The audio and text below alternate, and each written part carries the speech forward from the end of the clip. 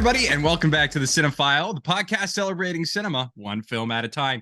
Each week, my co-host Jake Biller and I break down a film, discussing anything from mise en scène to scenes you missed.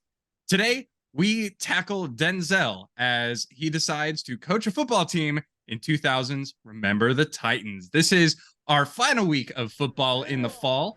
And look at that great graphic that Jake made. And Jake, this was your pick this week, and my understanding is that you've seen this movie maybe more than any other film ever. It is true. This may be my most watched movie. I have no way of knowing that for sure. It definitely feels like it's one of the movies I know the best. But this is just an incredible movie. When I pitched this series for the month of September, when we made the schedule for the podcast, I was like, there's one way and one way only to end a football series, and that is with Remember the Titans, because it is so good. But with all the right moves. No, because that is the exact wrong move. The podcast goes out on a whimper. Yeah. But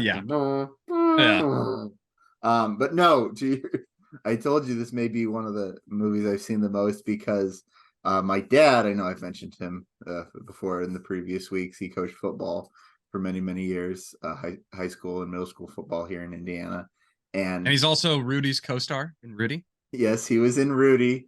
He was at I believe it was the Boston College game where they filmed the climax of Rudy. I'm pretty sure that's the one he was at. It was either that or the Penn State game. I don't remember the story quite that well, but he was there.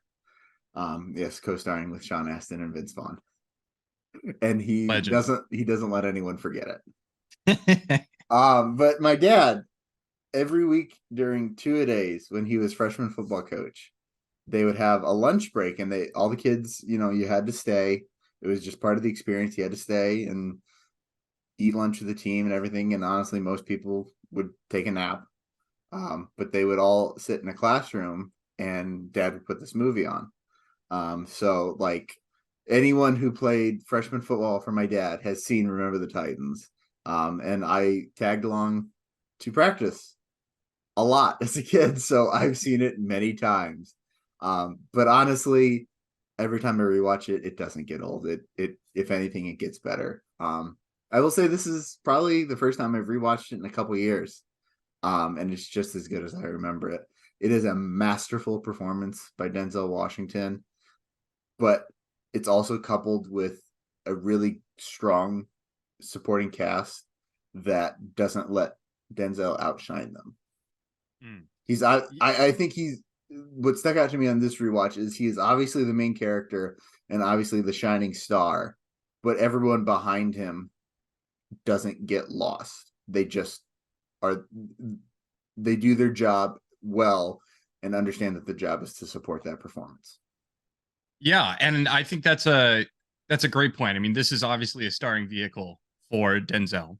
But for me, this is the first time I'd seen it, which I know everybody's like, oh my gosh, you watched so many movies. How had you never seen Remember the Titans? And honestly, it's because I thought that was like the same thing as The Blind Side. Like, I didn't think it was the same movie. Okay, I'm not stupid, but I for some reason just assumed that some of the scenes, like I was waiting for the scene where they crawl across the field, and that's not in The Blind Side either. What movie is that in? The one where they crawl across the field with the guy on his back. Yeah, and he's blindfolded. That's Facing the Giants. Okay, all right. That's also early 2000s. It's one of that's like it's an early Flywheel like religious. Yeah. Okay, yeah. So, okay. And yes, I just took a drink break. Reset. Yes. So it wasn't The Blind Side then. It was Facing the Giants. I thought Facing the Giants and Remember the Titans were the same movie. I guess the titles kind of are on similar veins. Very different movies. Yes. And also I didn't realize Denzel starred in this. So Point being, this was definitely a fresh watch for me. And I really enjoyed the performances. Like you said, I think it's very interesting how you can have such a great film with almost no known actors, if you will. I mean, you had a young Hayden Panettiere, which everybody knows from Heroes, which that's been what 10 years since that movie or that show was on air. You had Kate Bosworth, who was pretty popular back in the early 2000s, and that's it. Like, name another actor that is recognizable in this film. Like, I can't do it. Um, but this, you're absolutely right. It's very interesting watching this film because it really is a team effort that just kind of it's like Denzel is at the top here, but all of the, I mean, especially the other coaches, the acting from Yoast Yeah. is, I mean, what a compelling character. Yeah. He is just one, it's a great performance like he put out. Will Patton is the guy's name. It's from the first time I watched it, I was like, oh, this guy's cool. I like this guy. And he takes, how do I want to say this? It is anything but expected, I would say, is his character, because he mixes beautifully this like sense of betrayal and bitterness from having the head coaching job taken away from him, while coupling that with the struggle of what he really cares for these players that he's grown up coaching. And he realizes if he just leaves and doesn't accept, doesn't swallow his pride and accept this assistant coach's position to coach the Titans still, these kids are going to throw away their future. And he sees it kind of as this duty, I think, to help these kids that he's coached. He's known them as they grew up and grew as football players, and they almost feel like his kids in a way. I think that's a very natural, shall we say, headspace, natural outlook for a coach to have. And so he has to swallow his pride to join this coaching staff, even though it's a step down for him, right? This is a coach that's going in to the Virginia High School Football Hall of Fame, and now he's being demoted to an assistant coach just because, well, they integrated the schools and they needed to give one of the head coaching spots to a black guy. I mean, that's really the only reason. Now, Denzel is certainly qualified for the position, as we find out, but that's not how Yoast sees it. But I think it's the whole time he is just a very interesting character to see the ways in which he's pulled and kind of his views kind of alter and shift a little bit, and how that relationship, one with his players, but also that relationship with Coach Boone evolves and develops, right? They kind of start as very adversarial types, and they kind of run their offense and defense as like almost two separate teams, very kind of reflective of their kind of strained relationship. They're here because they kind of have to be, or they feel like they have to be here. They're not coaching together because they like each other, but they grow and change. And I think Boone too learns to understand where Yost is coming from on some things, and learn to appreciate his perspective. So it's a wonderful character arc from both of them, and I think it's a wonderful performance by both of them too. Yeah, I mean, there are layers to this, which is nice, right? I feel like a lot of times, especially when you're trying to tackle true life stories, and we talked about this last week. When you're trying to tackle true life stories, there's that fine line, right, of fact versus fiction. But in this case, and I don't know, and maybe you know about this, but I don't know how much of his character was real. Mm-hmm. Yost's character was real, but what a dynamic character arc. Yeah. It quite literally, I liked his character arc more than any other character in this whole film. And the reason why is because it highlights the good in humanity, but it's also like not something that a writer came up with. Yeah. Right? This is real life. This is what Mhm. actually happened to an extent. Yeah.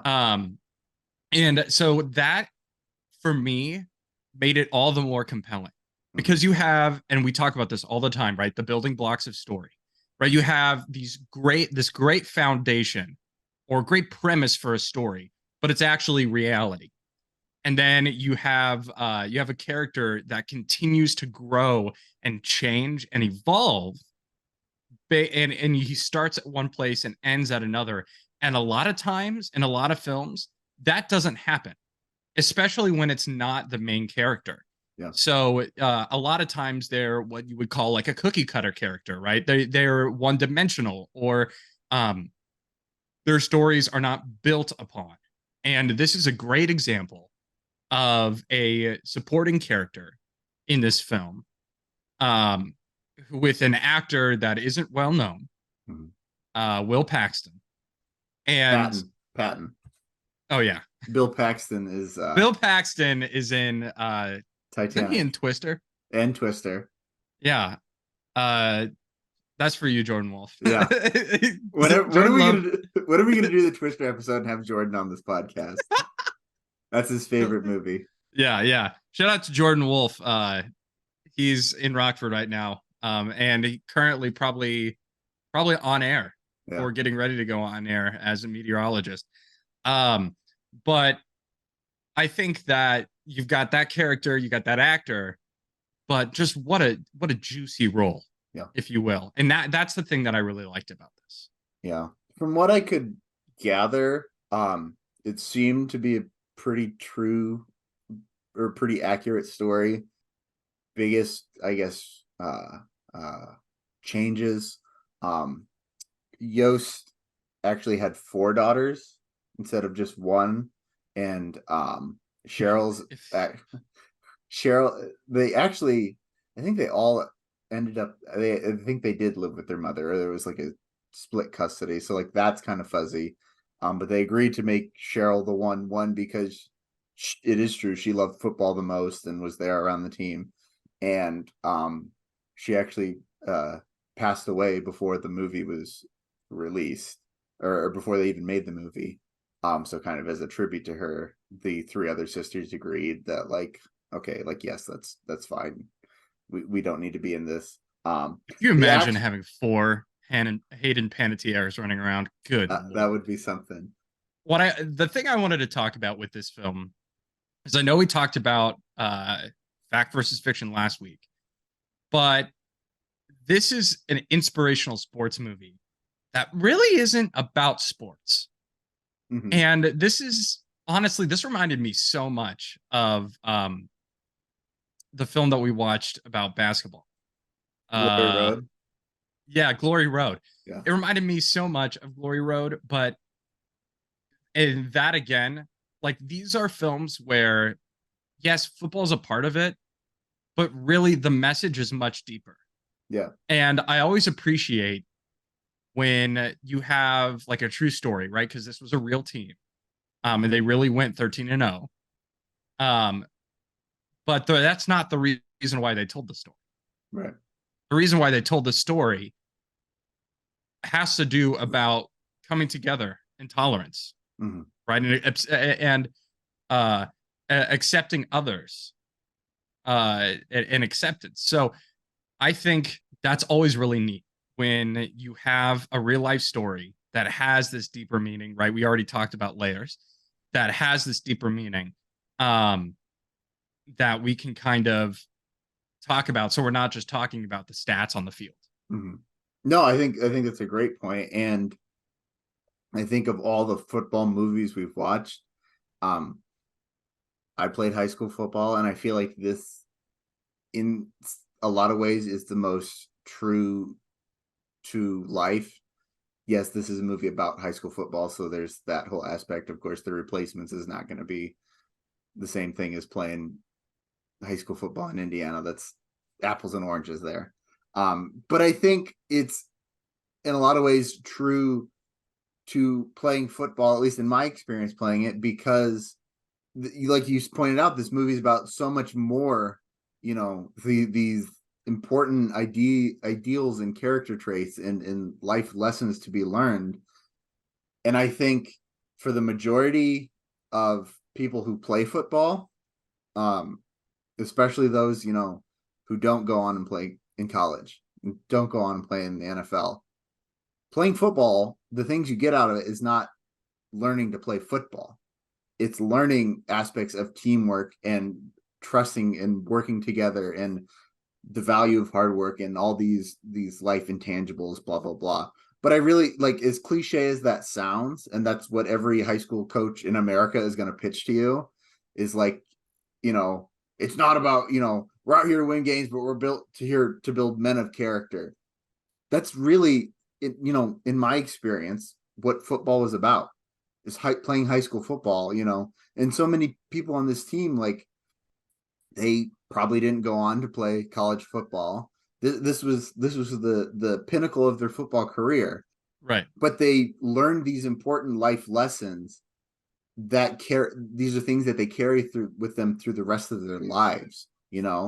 These are friendships and relationships they carry and maintain through the rest of their lives. And I felt like this film captured that so well. And then kind of taking that kind of team building aspect and thrust it into this historical period of, racial tension and learning, like you said, acceptance and tolerance and respect for each other and celebrating our differences while also recognizing the things that bind us together. And I think that's really, I guess you could say, like, the magic of this movie for me is the way it's able to wrap all those things together in a nostalgic but yet earned and heartwarming way that feels really just, you get to the end of the movie and it's just, everything just feels right. Peace has been made. Yes, they win the state title, but it's about so much more than that state title that they win at the end. Like, that's just winning the championship is the metaphor of them coming together. Like, that's what that title represents, in my eyes, at least. I think it's so interesting that this movie, like it just rambled on about, is about so much more than football, at least in my eyes. It's so interesting that it uses football as kind of this metaphor. When the director for this movie, what's his name? Boaz Yankin. Yeah. Like what a legend. Legendary name. The man. Boaz was a dog back in the day with Ruth. Okay. Legend. What is this? What is this? Sunday school? Yeah. No. Hi, welcome to Theology 101. Boaz Yankin had no understanding of football before he made this movie, which I think is just wild. That he was just like, I don't know anything about football. All right, let's make a football movie. But really, like, I don't know. I'm interested to hear your thoughts on this, but the football parts felt very real. Like, they were a little over dramatic in some points, I think. Like, it was a little melodramatic in some of, I don't know if it's the edit, I don't know if it's the way it's shot. But I felt like, for the most part, like, it felt real. I felt like I was watching football, not a staged football scene. Yeah, I think honestly, sometimes when you go in that fresh, you're able to kind of take off the rose-colored glasses, right? If you were a director like you, mm-hmm. right? If you were to go and make the same movie, you would approach it, I think, more football focused, right? Just because of the fact that you love football. Yeah. But when you can take off those glasses and you can just look at the story, I mean, especially in the first part, Denzel's character Coach Boone is, it's almost like he's preparing an army, Yeah. right? In a lot of ways. And obviously, I didn't play high school football, but the way in which they approached the training camp, the way he was talking, I mean, it was like a drill sergeant. Yoast has the And line where it's coaching high school football. This isn't the Marines. right. And yeah, so he's like really, really intense, which I think helps the audience say, like, okay, this dude's legit. But at the same time, if you like, I find it hard to believe that someone could be that intense as like I don't believe that coach was probably that intense. Yeah. Right? So you bring that, and I could be wrong because there's some people that are really intense about stuff. I could be wrong, but I think that the approach of almost doing it almost like a military style to this helps the layman understand Hmm. how football is, like how football is played, uh, how people, especially those players, view it. Mm-hmm. Right? If we're looking at this movie, this is you're absolutely right. It's that nostalgia of high school football, but I think it has to do with the fact that it's like this is almost like what a player would remember. Yeah. Yeah. So I think that really makes it almost has the sheen to it, Mm-hmm. right? It's like, yeah, we went to this training camp and there were military style drills, and then we went and you know we played the first couple of games and we weren't really feeling it, so we all got together. We all decided we would go out and do a dance number. What is with dance numbers and football? I What mean, is hey, it? This isn't show choir in the fall, but why have three of the four movies we've watched had football players dancing? Like, I don't understand. Like, I know you got to be quick on your feet, okay? But this isn't Gene Kelly. Like, why are we, why? Like, look, if that's what football was, I'd be a freaking all pro, okay? Like, if I knew that football was mostly just singing and dancing, like, forget show choir. I'm playing football. Which obviously it's hard when you have a mouth guard, but apparently nobody wears mouth guards anymore. Oh, don't even get me started. I already had my rant about that. Yeah. So I just don't understand. I guess music is, something that brings everybody together. But when you look at this film, there are a bunch of moments Mm-hmm. that it's almost like you're remembering. And obviously we have that narration at the end by Cheryl talking about, and then kind of wrapping up the story. So it kind of makes sense the way they approached it. But once again, sometimes when you love something so much, you can kind of put those blinders on, and it might be a little too much, actually, funnily enough, inside baseball, right? Where you might get too much into the minutia of it, where this is the way the story should progress, is almost like a memory, Mm-hmm. which is what we see here. Yeah, I think that's really interesting. Because like when I think back about, well, this is the episode about me talking about when I played college football. I didn't play college football. When I played high school football, folks, it wasn't that great of a career, I promise. This brings back so many memories. And to your point, like, and you also played high school basketball. I did. And I was remember that 3-point shot. I remember that a little bit, a little long. That's a story for another time. But March Madness, when we do a March Madness series, we'll have to get out the photo and see my terrible form. It's kind of a knuckleball up there, but hey, football. The way the story kind of plays out, like if you asked me to sit down for 2 hours and describe to you like my senior season playing football, from like summer like workouts through the last game, like I feel like it'd be a similar vibe. because even just like to sit here and try and think about it, I don't remember everything. I don't remember every Tuesday at practice, but I remember some days at practice. There are days that stand out. There are games that stand out in my mind. There's one game missing from my mind because I got a concussion and forgot all about it. Yeah, if someone can There's send me one game missing. if someone can send me the Plymouth game film, I'd like to watch that again. Yeah, where's the 15 minutes of tapes, Nixon? I still don't remember that game. But hey, we won on senior night. And coach said it was a game that we'll never forget. I just wish I could remember it in the first place. But yeah, well, you still haven't forgotten that you don't remember it. This is true. But no, this is just like the way it's structured felt very natural to me as someone who played.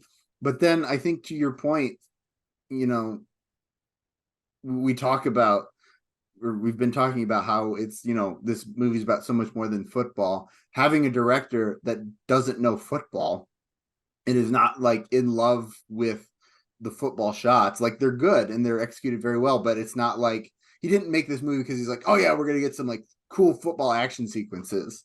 He made this because he wanted to tell a story exposing and kind of exploring the humanity in all of us, using football as, kind of the foil for that, or kind of the medium through which to explore that. So I think it makes a whole lot of sense that this movie isn't about football so much as it's about humanity and people and relationships and personal growth.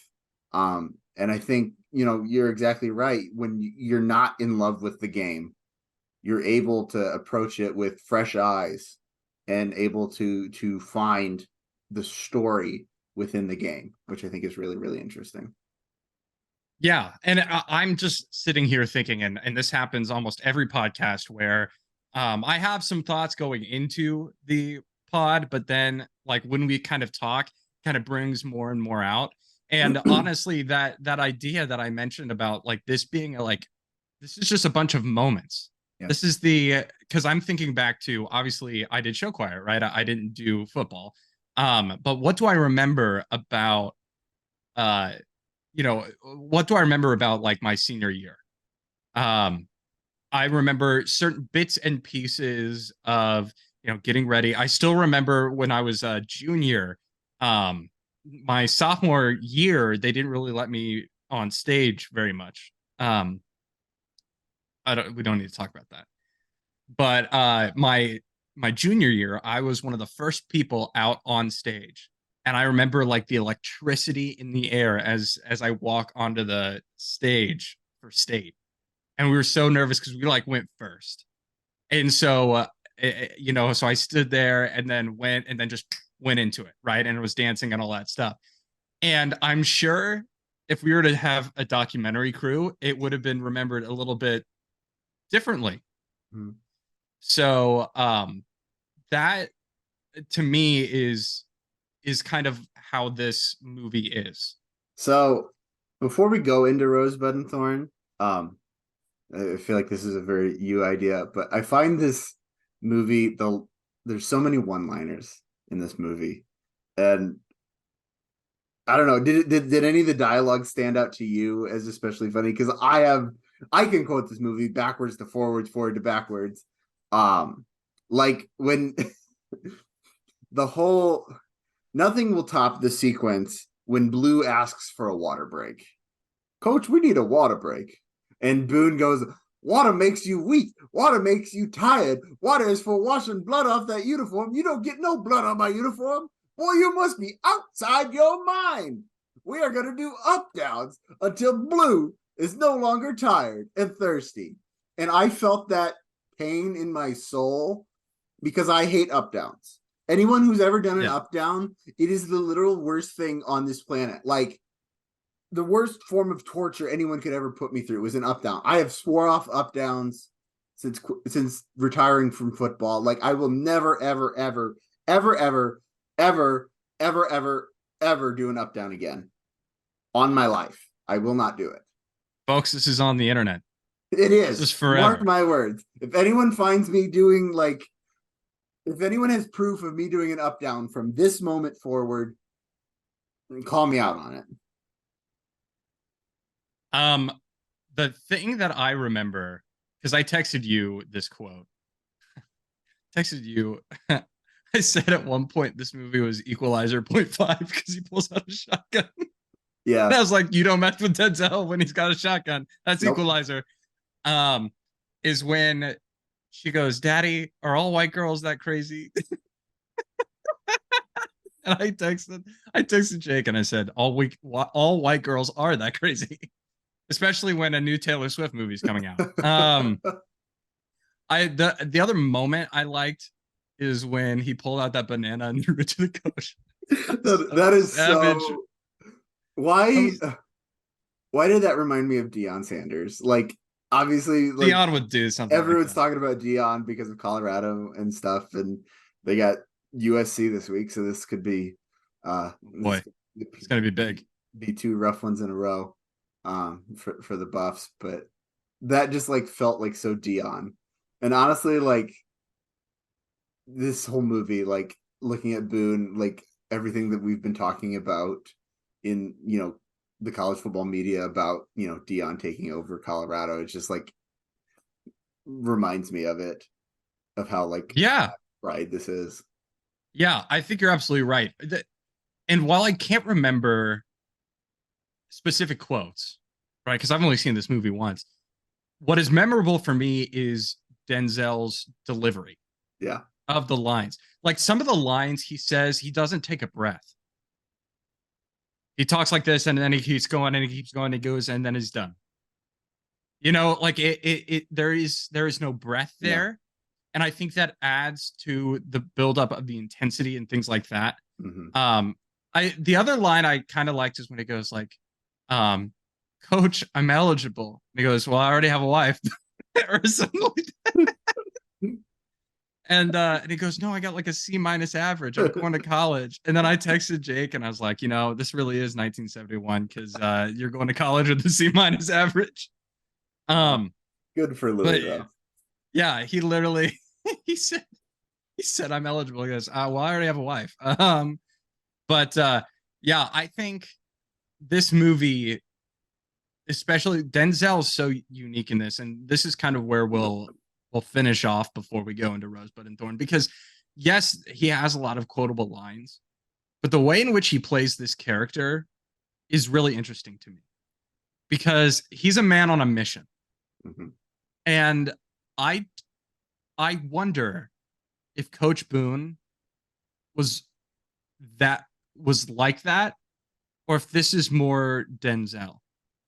And don't get me wrong here. I'm not saying that I didn't like it. I didn't appreciate what he was saying. No, I completely agreed with everything that he said.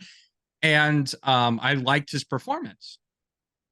But Denzel is a lot like the late Chadwick Boseman, who actually Denzel got Chadwick into college, or I think he paid for him to be able to go to acting school.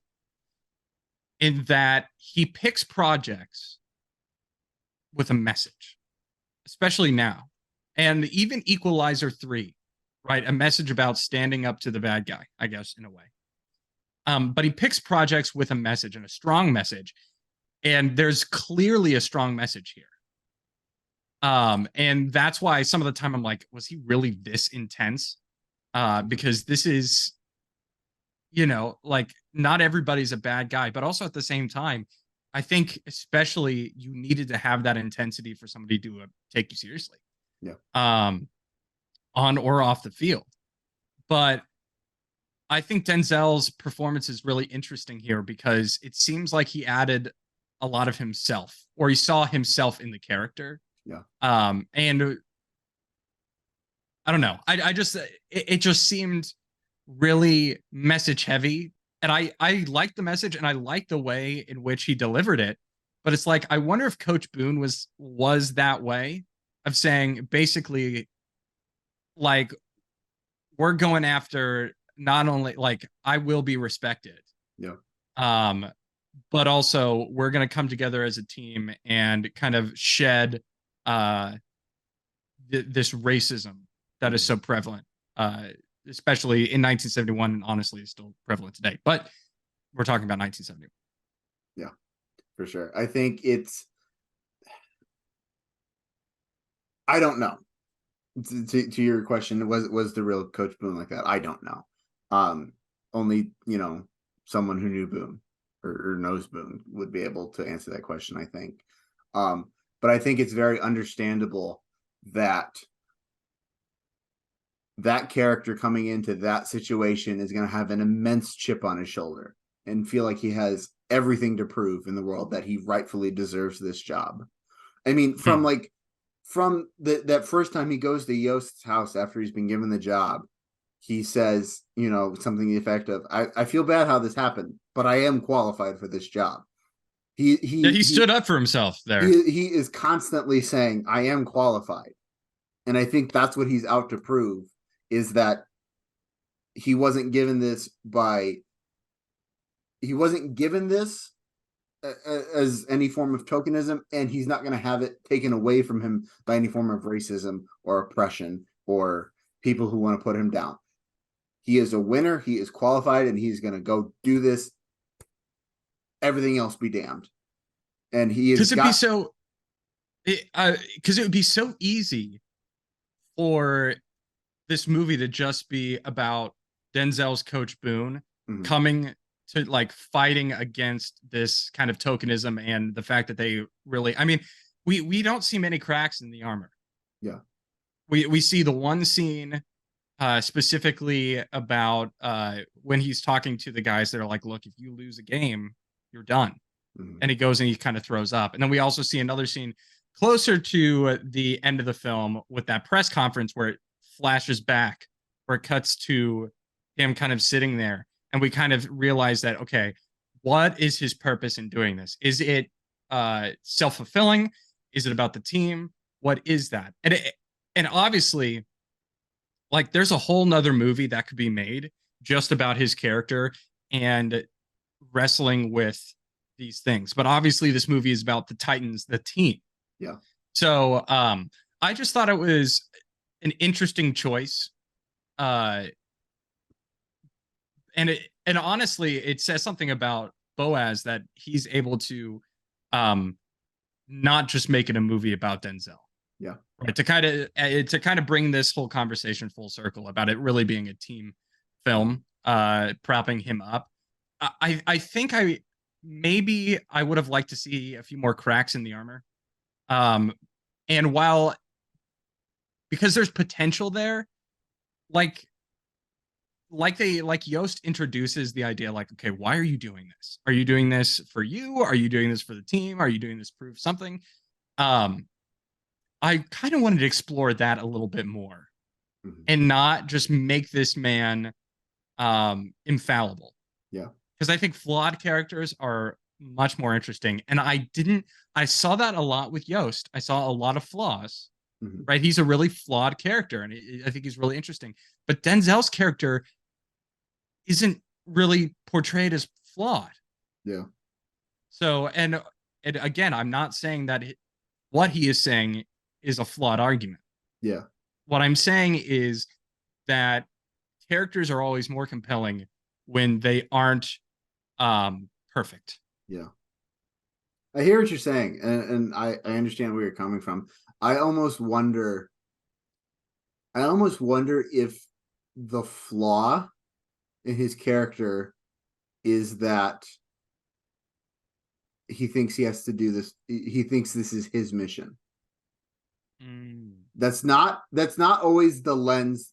Let me back up. That is not the lens through which the audience views the film. So I think that maybe gets lost a little bit. But if you really look at the character of Coach Boone, he is hell-bent on this mission of, we're going to win every game and be perfect, and then that's going to prove to everyone that I rightfully deserve this job and that I belong here. And he is so blinded in white knuckle, I'm going to do this, that when they're losing at halftime of the state championship game, it is through Yoast coming in and asking Boone for help.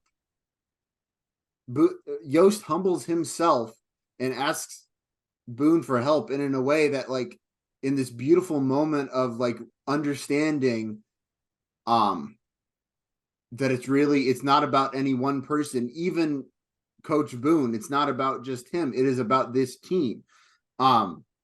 Julius Campbell has this beautiful sentiment about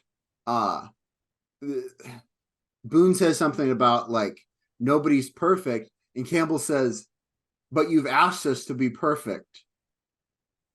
Right. And none of us individually is perfect.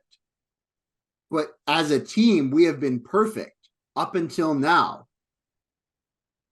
And we, as a team, want to stay perfect.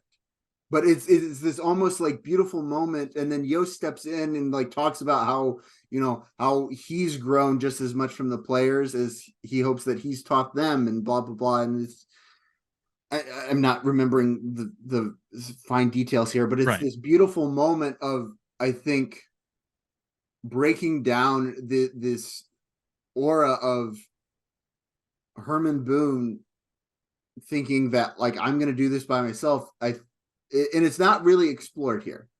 So I think that's because you're bringing it up. I'm like, okay, wait, there are more cracks in the armor, but you're right, they aren't explored. It's not explored, and it's not like we don't see really Boone process this, but I think there, in that situation, the character arc is him realizing like, this isn't about me. This is about us. So the only way we're going to win this is working all together. Now is the time where we're going to go into Rosebud and Thorn. Jake, I know you've seen this movie a million times. Rosebud and Thorn.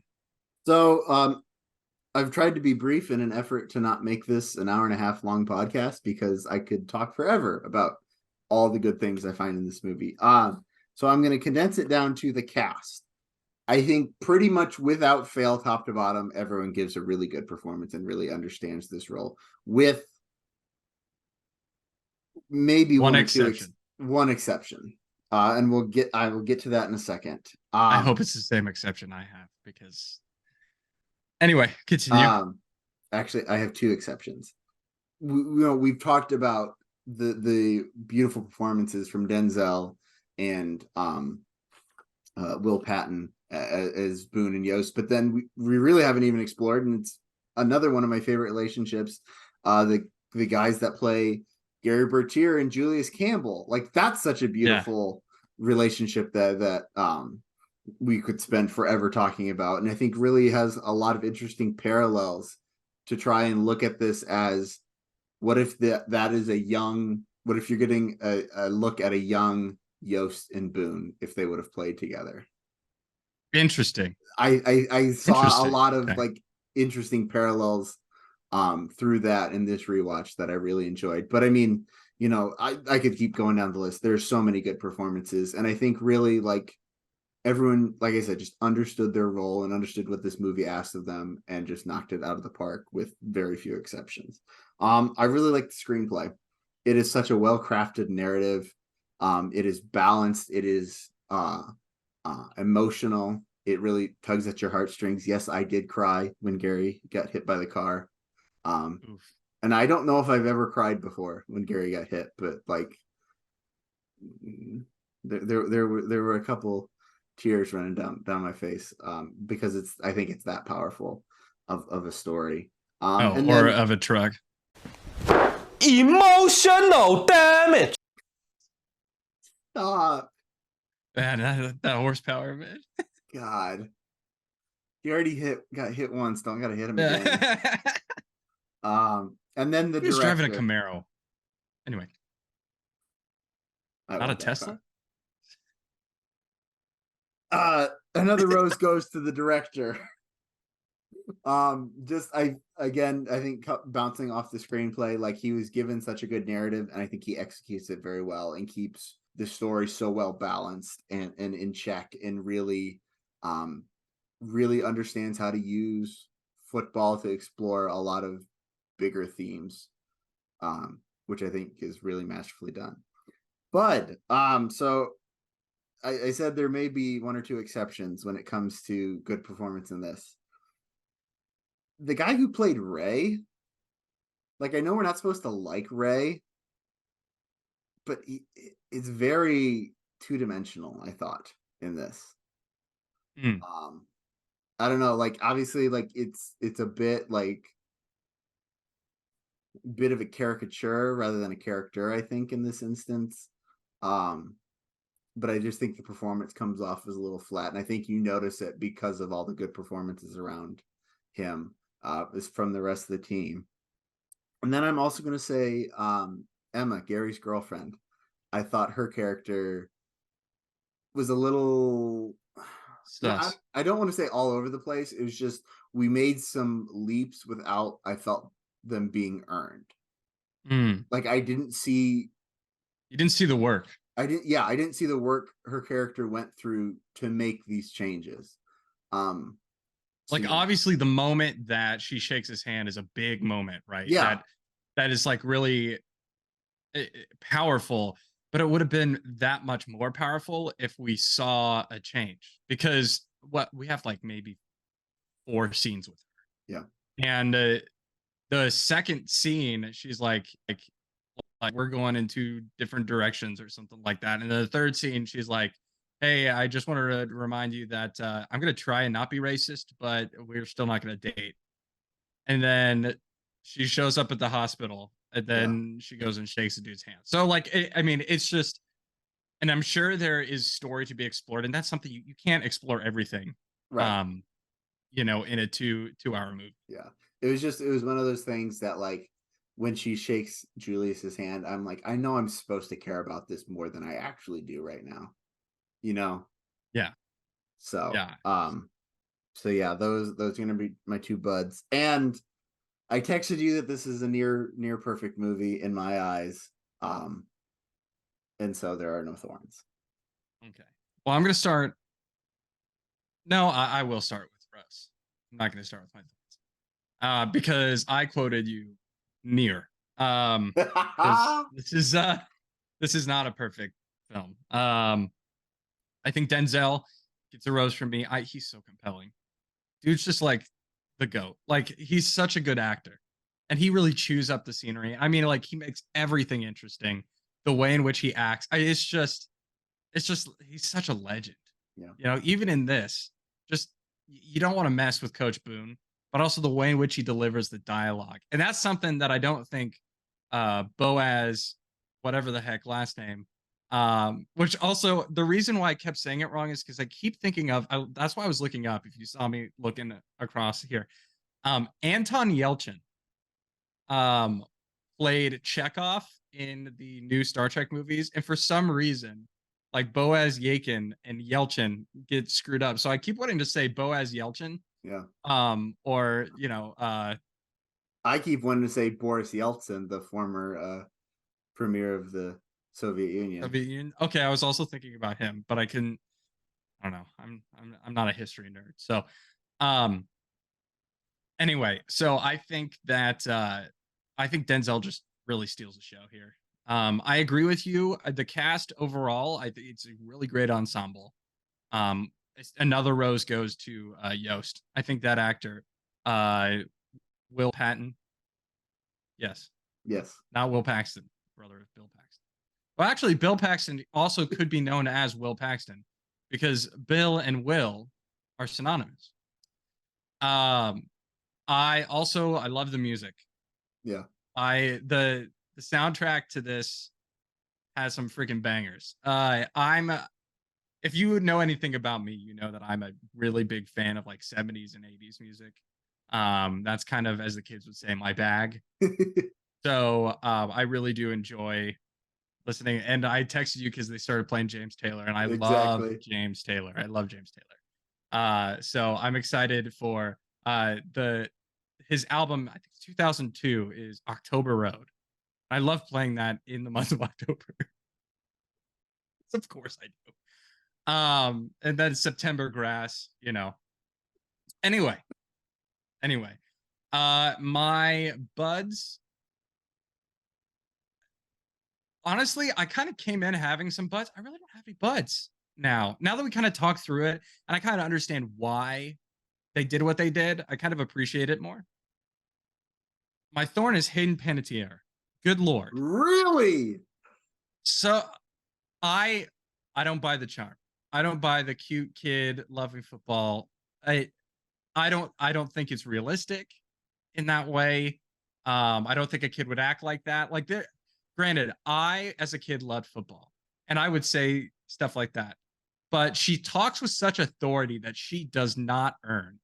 And she just is so annoying. Like honestly, she took me out of the movie. Okay. I'm like, this is ridiculous. That a kid, like, what is she supposed to be? 8?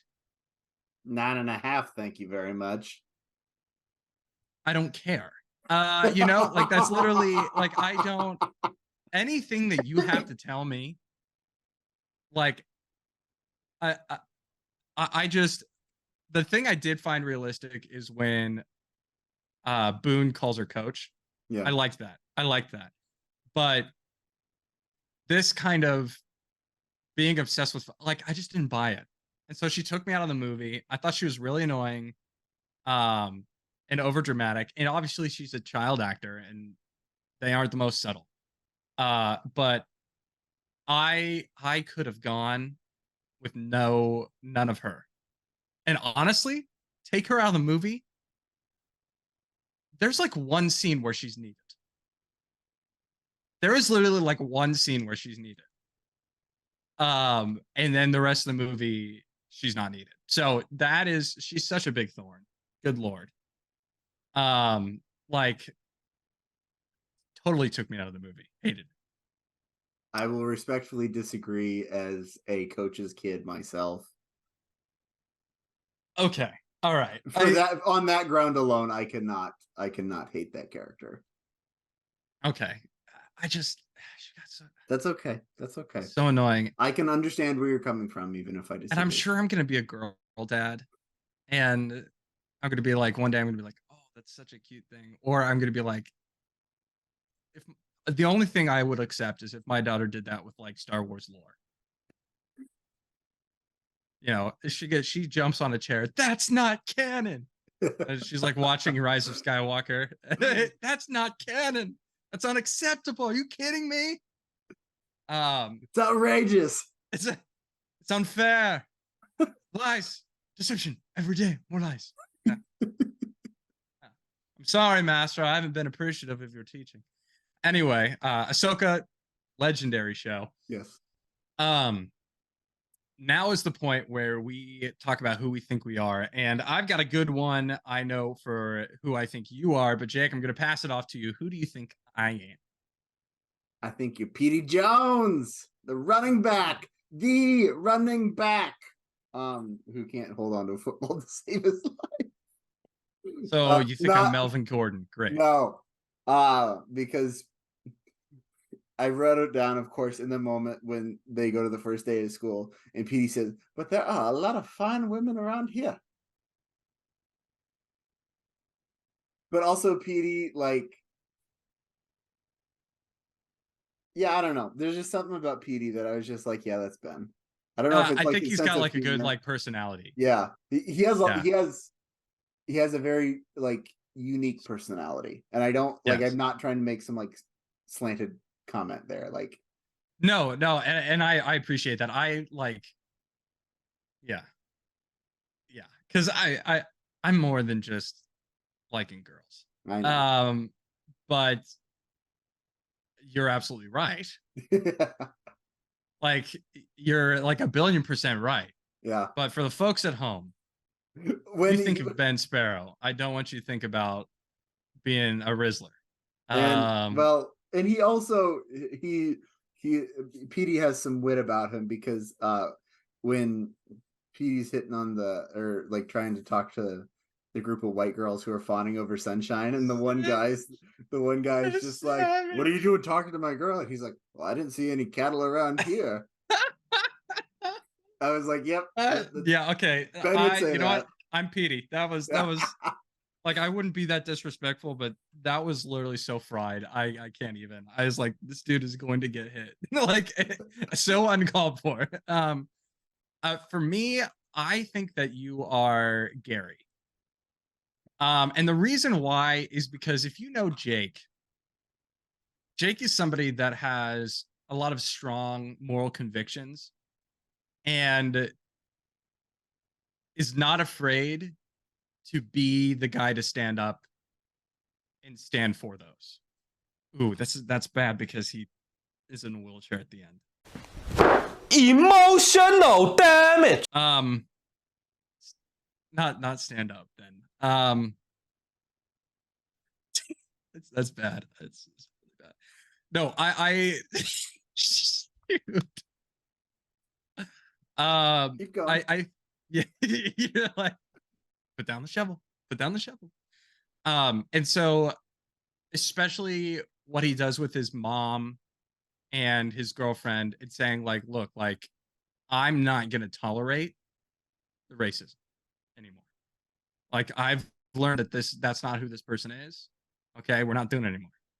And you to a T are like that, where like a strong moral conviction, like you won't, like you stand by what you say and what you believe.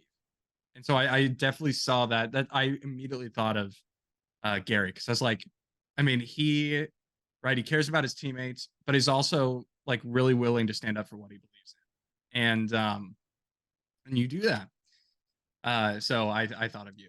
Not, Appreciate that. Yeah, you're welcome. I did not say stand up. I did not say that. Anyway, we're gonna move to some final thoughts. Jake, you've seen this movie 100 times, but what are your final thoughts? I've seen this movie 100 times and I've loved it 100 times. It's just so good.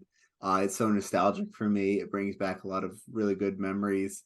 Both as with my dad watching this with his various teams throughout the years during 2-a-days, but also like evoking some memories of my own high school football playing days. It's a really good movie with a really great message that's told really well by a great cast and a great creative team behind the camera. So I cannot say enough good things about this movie. I love this movie. I think everyone needs to see this movie at least once because it's just phenomenal. Yeah, I echo many of those sentiments except for Hayden Panettiere. I won't get off that horse. But I think this movie is an important movie.